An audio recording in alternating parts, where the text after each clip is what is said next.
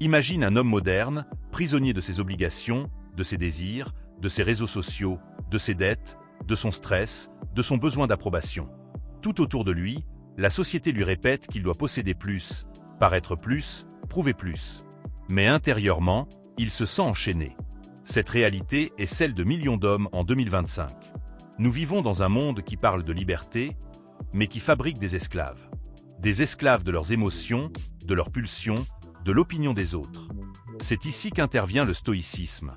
Les stoïciens affirmaient que la vraie liberté n'est pas de faire ce que l'on veut, mais de ne plus être l'esclave de ce que l'on croit vouloir.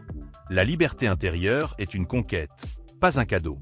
Et aujourd'hui, nous allons tracer ensemble un plan stoïque pour que chaque homme qui écoute puisse libérer sa puissance intérieure et marcher dans le monde avec un respect, un calme et un charisme indestructibles.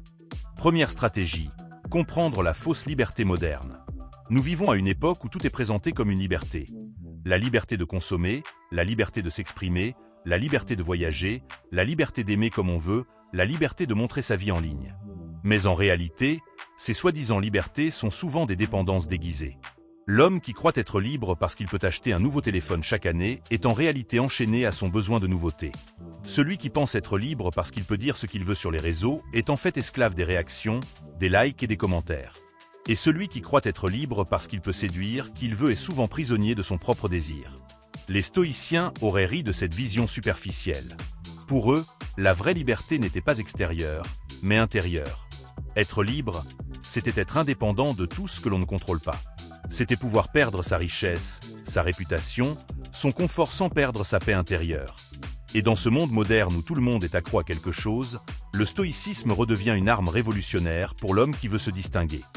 Deuxième stratégie, maîtriser la définition stoïque de la liberté. Épictète, esclave affranchi devenu philosophe, disait « Aucun homme n'est libre s'il n'est pas maître de lui-même ». Cette phrase résume tout.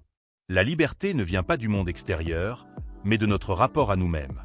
Pour les stoïciens, il existe deux domaines. Ce qui dépend de nous, nos pensées, nos jugements, nos actions. Ce qui ne dépend pas de nous, la richesse, la santé, l'opinion des autres, les événements extérieurs. La liberté intérieure consiste à se concentrer exclusivement sur ce qui dépend de nous et à accueillir le reste avec sérénité. Quand un homme parvient à ne plus se battre contre l'incontrôlable, il se libère de la frustration, de la colère, du désespoir. Et c'est là que réside une vérité dure mais nécessaire. Tant que tu es dépendant de la validation des autres, tu es un esclave. Tant que tu es dominé par tes pulsions sexuelles, tu es un prisonnier. Tant que tu ne peux pas supporter l'échec, la critique ou la solitude, tu n'es pas encore libre. La véritable liberté, c'est cette force intérieure inébranlable qui te permet de rester calme même quand tout s'effondre autour de toi. C'est ça, le stoïcisme appliqué à l'homme moderne. Troisième stratégie, définir un bon plan stoïque pour se libérer. Voici maintenant un plan concret en 4 piliers que chaque homme peut appliquer. Chacun de ces piliers sera développé longuement pour qu'ils servent de guide pratique. Premier pilier, avoir une discipline mentale, c'est maîtriser ses pensées. La première prison de l'homme, ce sont ses pensées. L'esprit moderne est saturé. Actualité, notifications, publicité, comparaison. La discipline stoïque commence par filtrer ce que tu laisses entrer dans ton esprit. Apprends à te poser chaque matin une question stoïque. Qu'est-ce qui dépend de moi aujourd'hui? Pratique le journal stoïque. Écrire ses réflexions, ses peurs, ses colères, pour les transformer en clarté. Évite la réaction automatique. Avant de répondre à une attaque, à une critique, prends un temps de silence. Un homme qui domine ses pensées devient imperturbable. Deuxième pilier, avoir la discipline émotionnelle, c'est ne plus être esclave de ses pulsions. La colère, la peur, la jalousie, le désir incontrôlé sont des chaînes invisibles. Le stoïcien apprend à les observer sans s'y attacher. Quand tu sens la colère monter, rappelle-toi, ce n'est pas l'événement qui me trouble, mais le jugement que je porte dessus. Quand le désir t'obsède, rappelle-toi qu'il ne te contrôle que si tu l'alimentes par tes pensées. Quand la peur t'envahit, demande-toi, est-ce que ce danger est réel ou seulement dans mon esprit? La maîtrise émotionnelle n'est pas de supprimer ses émotions, mais de ne jamais agir comme leur esclave. Troisième pilier, avoir la discipline physique, c'est avoir un corps au service de l'esprit. Les stoïciens n'étaient pas des rêveurs coupés du réel. Ils savaient que le corps est un instrument de l'âme.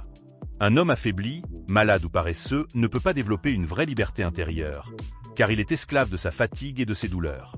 Entretiens ton corps, alimentation simple, exercice régulier, sommeil discipliné. Refuse les excès. Ne deviens pas dépendant de la nourriture, de l'alcool, du confort. Apprends à endurer le froid, la faim, la fatigue. L'endurance forge la liberté.